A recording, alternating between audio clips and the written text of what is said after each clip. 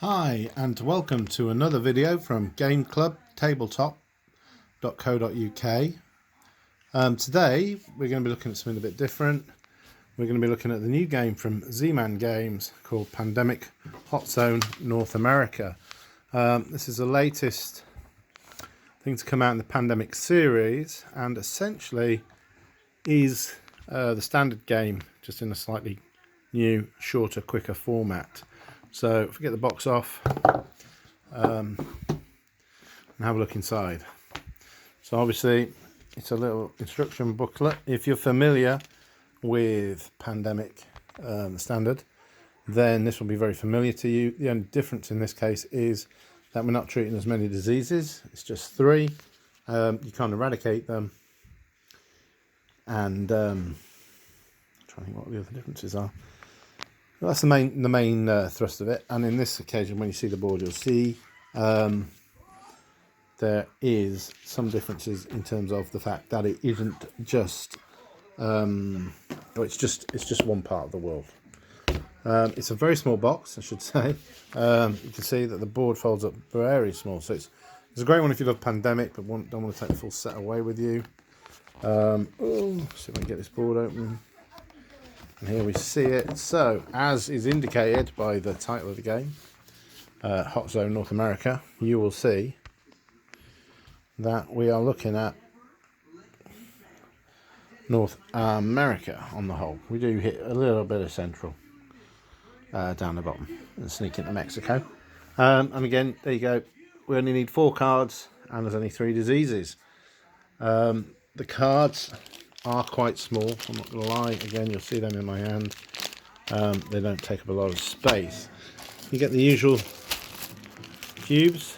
For those of you who haven't played Pandemic before, essentially you have some cards called the Infection deck. You turn them over. They'll have the name of a city on, and you put the cubes out onto the board to represent the disease spreading. And on your turn you get to go around the board trying to remove them while collecting the city cards that you need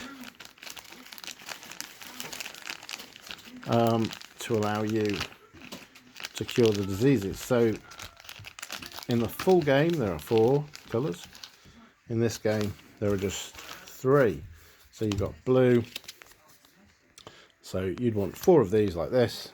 You need to get them to Atlanta where the disease Centre for Disease Control is, and then you can cure the disease. Cure all 3 diseases, you win. Run out of cubes, or have too many outbreaks, and you will lose the game. And these are the kind of key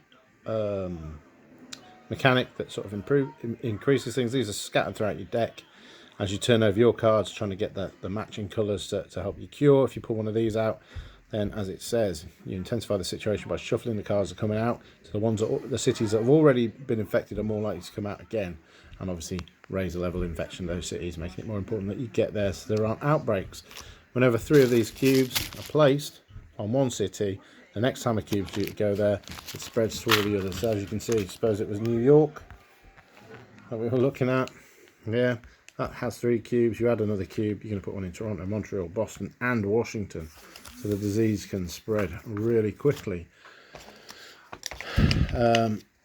Again, other cards in here, you've got the job cards. So the job cards have special skills on, which will make it better. So the researcher, for example, doesn't have to be in the named city on the card to give you a card that can give you any card.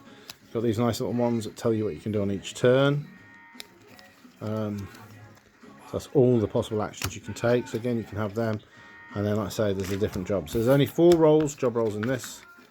But again, that seems to be plenty. The other thing that it adds to up the ante, which we haven't played with yet, are these crises cards. And these are sort of a way of increasing the difficulty.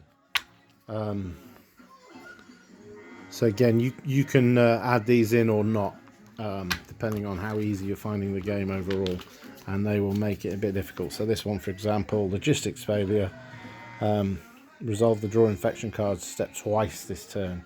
If the One Quiet Night event is played, resolve the step once instead. So you have still got some of the cards in here from, I don't think,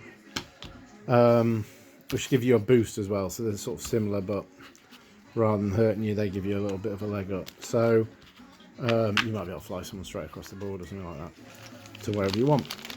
So all in all, and you get all the markers as well. And it all fits very neatly, very tidily into the box. You see, like I say, it really doesn't take up a lot of space.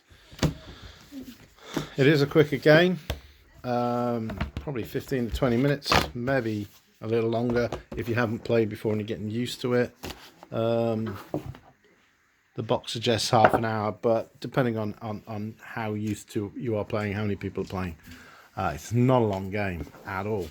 But it does give you the feel of Pandemic. You know, you do feel pressure. And like I say, if you haven't played Pandemic before, it's a great place to start. It's a very affordable little set. If you love Pandemic and you're a fan of it, then this is a great one.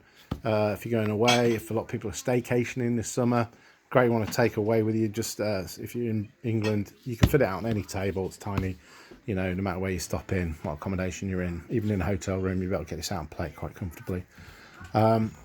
And it is a great little game. It's not as good as full-on Pandemic, but then it's not full-on Pandemic. And, you know, it's probably nearly half the price of it, but you're still getting a good hit of Pandemic. And like I say, if you haven't played before or you're new to modern board games, this is a really great place to start. That's going to give you an idea of a cooperative game, which again, it's a family game. Cooperative games are brilliant because you all win or lose together. No one's trying to outdo each other. You know, no one gets a medal for curing more of the disease than anybody else. You've got to work together. And in this game, maybe more than normal Pandemic, because of the limited number of cards, if you're playing 3 or 4 player, you're really going to have to work together to get this done in time. So really good fun. And that's everything for now. Thank you very much. And I'll see you on the next one. Bye.